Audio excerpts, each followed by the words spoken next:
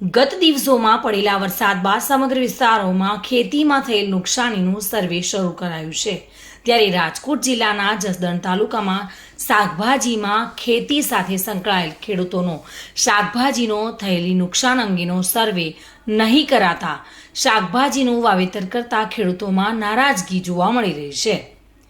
હવામાન વિભાગ દ્વારા કરવામાં આવેલી આગાહીને પગલે જૂન તેમજ જુલાઈ માસમાં વરસાદને કારણે તરબતર જેવી પરિસ્થિતિનું નિર્માણ થયું હતું, જેમાં જુલાઈ માસમાં પડેલા વરસાદનો સર્વે સરકાર દ્વારા કરવામાં આવી રહ્યો હતો।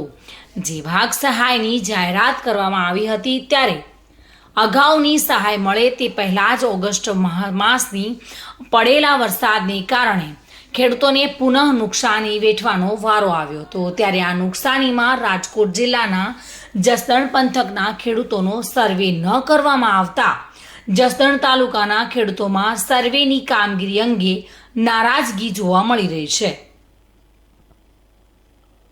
સમગ્ર ગુજરાતમાં છેલ્લા 2 માસથી વરસાદી વાતાવરણને કારણે નુકસાનીનો દોર શરૂ થયો છે, જેમાં રાજકોટ જિલ્લામાં પણ ઘણા વિસ્તારોમાં 100% કરતાં પણ વધારે વરસાદને કારણે જમીન ધોવાઈ ગઈ છે અને પાકનું ધોવાણ થવાના કારણે ખેડૂતોને 2 વખત નુકસાની વેઠવાનો વારો આવ્યો છે। ત્યારે આ મામલામાં જસદણ તાલુકાને અન્યાય થઈ રહ્યો હોવાની રાહ ખેડૂતો કરી રહ્યા છે।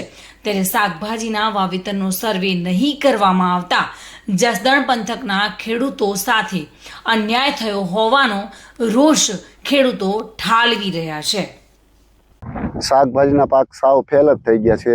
વરસાદના હિસાબે શરૂઆત હજી થઈ હતી, ઉગીને હરખા થઈ રહ્યા અને થોડુંક સારું થયું ત્યાં વરસાદ આવ્યો એટલે શાકભાજીના પાક તુવેર બધું સાવ પૂરું થઈ ગયું છે। માગણી તો મોરબીમાં ને એમાં સર્વે થયું તો અહીંયા થાય એવી અમારી માગણી છે।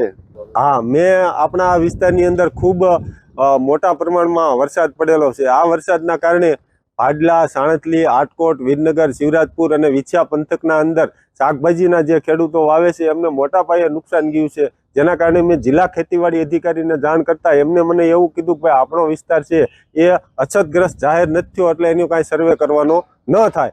તો મારે ડાયરેક્ટ રાઘવજીભાઈ પટેલને પત્ર લખવો પડ્યો કે સાહેબ અમારા આ વિસ્તારની અંદર શાકભાજીમાં મરચી, રીંગણી, ટમેટી, કારેલી એમજ ગુવાર અને વેલાવાળા શાકભાજીનું પુષ્કળ પ્રમાણમાં વાવેતર થાય છે। સાણથલી પટ્ટાની અંદર રેશમ પટ્ટો, ગોંડલીયો પટ્ટા મરચાની વાવેતર થાય છે, ત્યાં પણ મોટા પાયે મરચીની અંદર નુકસાન છે। તો મારે રાઘવજી પટેલ સાહેબને એ કહેવાનું હતું કે આ જે ખેડૂતો છે શાકભાજી વાવે છે એને રોપા, ખેડ, ખાતર, નીંદણ અને પિયતની અંદર વીઘાએ અંદાજે 15 થી 20 હજાર રૂપિયાનો ખર્ચો કર્યો છે અને હવે એને નવું વાવેતર કરવું છે તો એના માટે એની પાસે પૈસા નથી। એ મને રાઘવજી પટેલ સાહેબને વિનંતી છે કે આપ આખા ગુજરાતના એક સારા મંત્રી છો તો તમે આ ખેડૂતોનો સર્વે કરાવરાવો અને આ સર્વે કરાવી અને એમને યોગ્ય વળતર અપાવો, જેથી કરીને એ શિયાળુ પાક છે એ વ્યવસ્થિત રીતે વાવી શકે અને પોતાનું ગુજરાન છે એ ચલાવી શકે। હરેશ તરૈયા સાથે bureau report, today Gujarati news.